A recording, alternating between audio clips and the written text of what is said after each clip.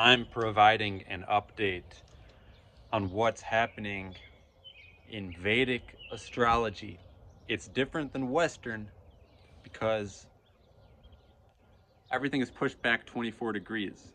So that means 0 degrees Aries for Western is actually 6 degrees Pisces for Vedic. Right now, there is a lot of Pisces going on in Vedic astrology. The sun just entered the final nakshatra called Revati. It's where you fully surrender and release everything, and you're being guided to where you need to be. You don't need to do any of the hard work. You simply release and let go. And the symbol is a shepherd. Every nakshatra has a story.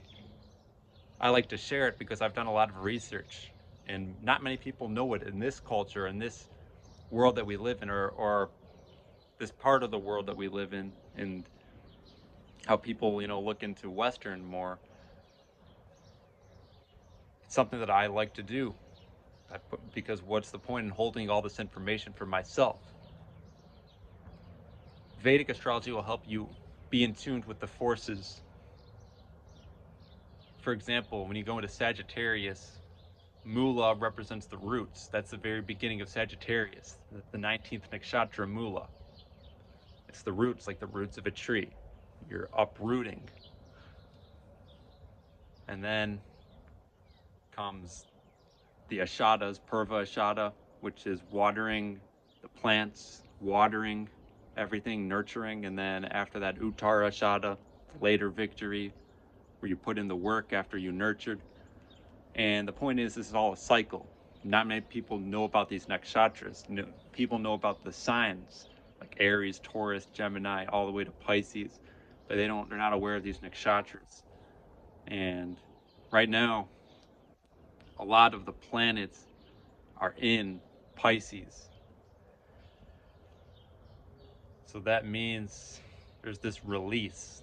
That's what Pisces is. It's the final sign. And as I said, the final nakshatra is Revati, is being guided home, being guided to wherever you need to go. You got Saturn, Venus, Mercury, and then Rahu is like the north node. This is all in Pisces. A lot of release. So what I have to say is release whatever is needed at this point so you can move forward. New beginnings happen when you release. What comes after this, it's a new cycle. It's Aries, it's Ashwini, it's the horse, it's the prana, new beginnings, vital energy. That's what's coming in 13 days. See, every 13 days the sun moves into a new nakshatra. I like to talk about this because I've done so much research, and to be able to share it and express it, and so others can understand it as well, that would be more satisfying for me. Because I learned this from other astrologers. I've researched it on my own too. I'm going to write it down, and what I should do is write down each nakshatra and how long the sun stays in a nakshatra, which is 13.33 degrees, 13 and 1/3 degrees. And then it moves into a new one. There's 27 of them. And the cycle continues over and over. And I like to do this because, in Western they don't talk about the nakshatras, and it's very specific. It'll help you be in tune with the forces. Where people are kind of disconnected from these celestial energies.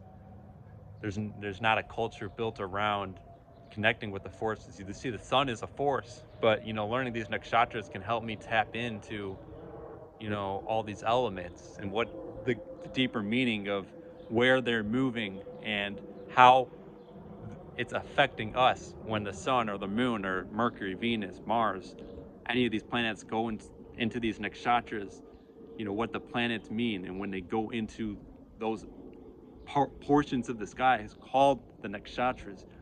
What does it mean? You see, it just represents a structure, and it's within you. It's the structure of your life, of your reality. Now, Pisces is dissolving that structure, it's releasing. So it's letting go of any structure that has been happening. So I expect that to be a major theme going forward, is a dissolving of a structure. What, there's a collective structure that we all go through as well. So this video is all about the release, the dissolving, because that's all this energy is in Pisces. It's not the same as Western astrology. Because in Western astrology, the sun's in Aries right now, but it's not going to tell you that it's in the Revati Nakshatra, which is the end of the end. It's just being led back home. It's the end of a cycle. So it makes more sense to look at Vedic astrology. I'm not saying you can't use Western, because, you know, the spring equinox is where they say Aries starts. But, you know, it's better to just keeping track of the seasons when you're looking at Western. I advise you to look into Vedic. And like I said, I'm going to write down each nakshatra and what it means. I have a connection with the sun. It illuminates. It's like the supreme self, the supreme power. It can show you the deeper meaning of just everything that's going on around us, because many people seem lost. And I see clarity. I like clarity. Why things are the way they are. I don't just like to be told this is here for no apparent reason at all. I like clarity. So with that being said, I'm gonna continue talking about this, and I'm gonna incorporate the whole nutrition, healthy eating, and hygiene, cleaning, and, you know, real foods, as I am all about